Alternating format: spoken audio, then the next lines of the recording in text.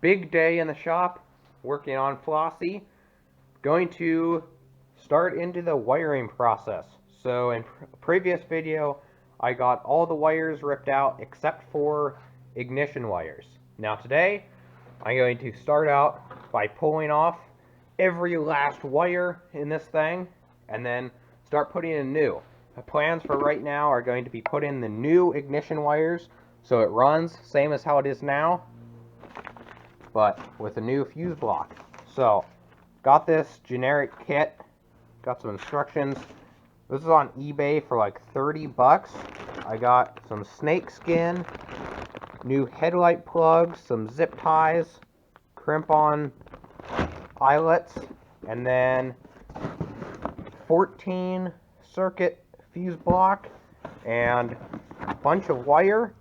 Already every wire is a different color and labeled, so it should be pretty easy to wire.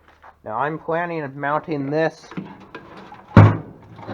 right over there in that corner, because I have two heaters. One goes on this side, one goes on that side. I don't know which one I'm going to use yet, so right there won't be in the way. No matter what heater I use, it'll still be accessible. So, first step is get all of these wires ripped out. And also, I already got, the other day, got this new 12 volt one wire alternator hooked up, so I'm going to be eliminating the voltage regulator. Then the charging system is already wired. Let's get ripping.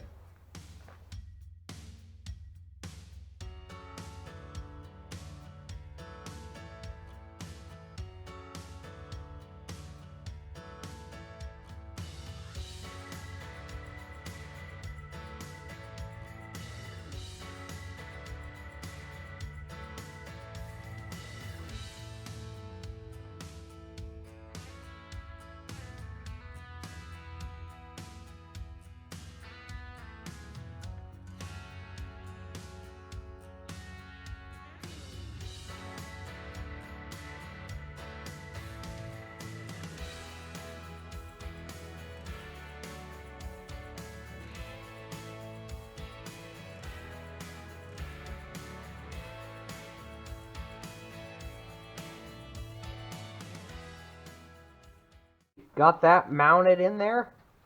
Looks nice and minty. And I'm going to get wiring. So I have this diagram made up. Kind of walk you guys through it. You got ground, then power going into the push button start, which then goes to the starter. And then a power wire coming off of that into the fuse block. Then another wire going into the key.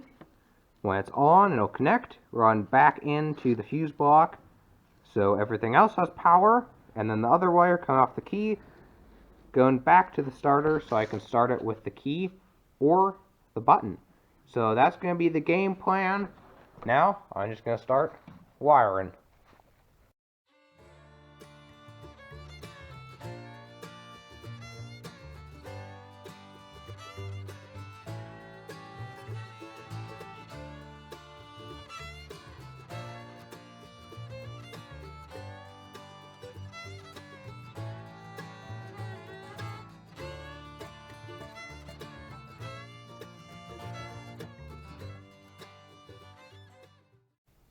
So when I was pulling the coil off, that positive terminal, the whole stud was turning.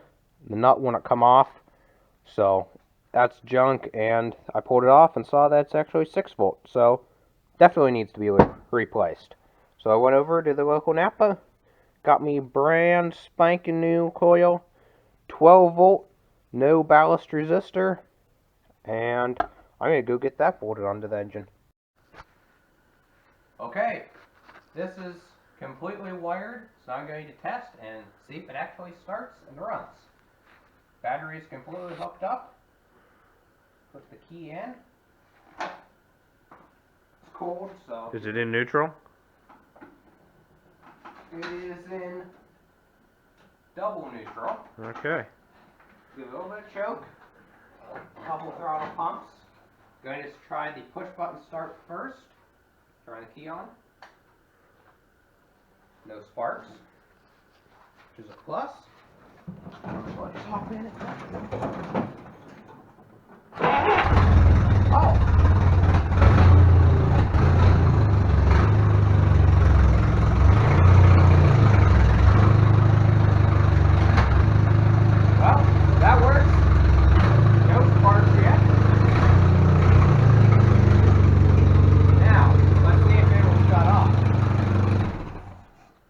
Good night. Nice, the key works.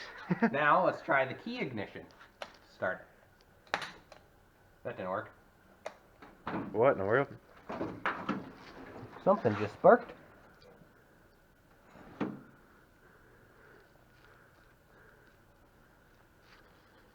No? Something's crossed.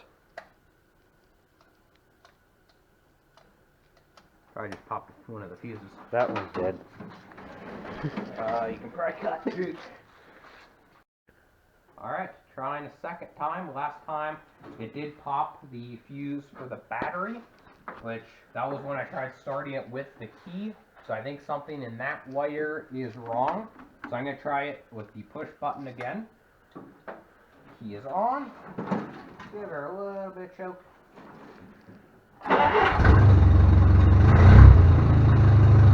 There, runs right.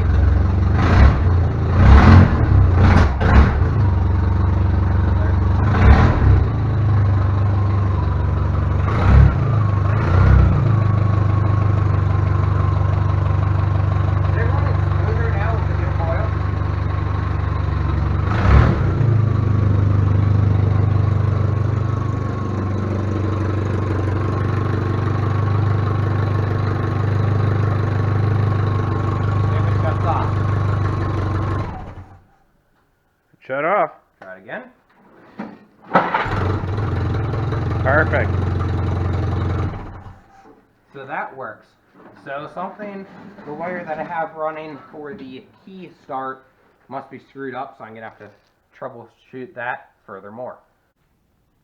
The wiring is, well, ignition wiring is all done. So, start at the charging system, it's the easiest. One wire alternator, literally one wire coming from it to the positive terminal on the battery. Negative, running down there with the kill switch, running down to the frame for ground. This wire and this wire, no, this wire, those two wires are for the winch. That's all the wiring the winch needs. Everything else is included in it. Then we have this wire coming off positive of the battery, going down in there to the floor starter switch. Then another wire coming off the other side of that, running down there into the starter. Now, I don't need so in the video clip you just saw, it started and ran when I used the button. When I hit the key, it keeps popping fuses. Well, I don't have a solenoid because with a floor switch, that's heavy duty enough that you don't need a starter solenoid, but you still need one if you wire up to use the key also. I didn't know that until now, so I'm just going to have it just floor switch, no key at all. Well, still a key for on-off, but no start from the key. Then off of that same terminal that the battery comes into the starter switch, is my main wire, runs up into that loom across here, and I already got some snakeskin over that. Looks really clean. It comes in through that grommet there, comes into, let me move this stuff out of the way, the main fuse on the fuse block. From that I have this wire coming in to my key, then 3 coming out of that back into the fuse block. So when the key is on, the fuse block, all other wires have power. When the key is off, the only other wires, I think headlights have power, because you can turn on headlights with the key off, normally how cars run.